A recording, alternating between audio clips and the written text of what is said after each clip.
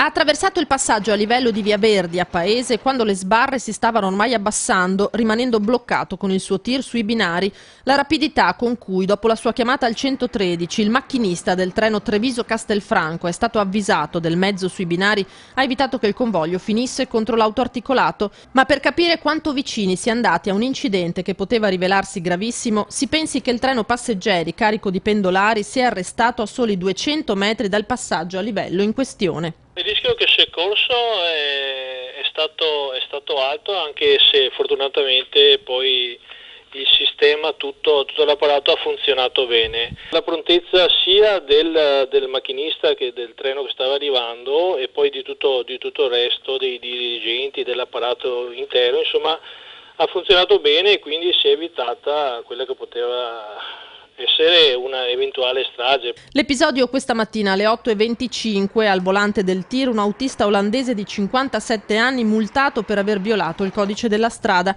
4 i treni costretti a un ritardo di quasi un'ora sulla Treviso-Vicenza.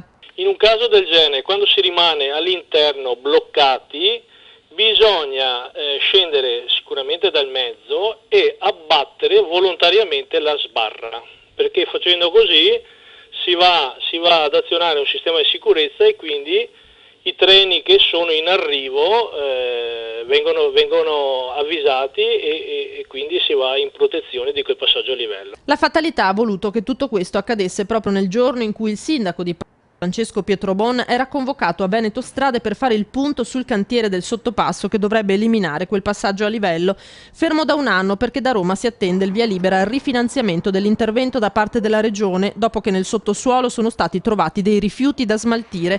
Pare si apra finalmente uno spiraglio e che tra una ventina di giorni i lavori potrebbero ripartire. L'episodio di questa mattina conferma come la conclusione dell'opera sia quanto mai urgente.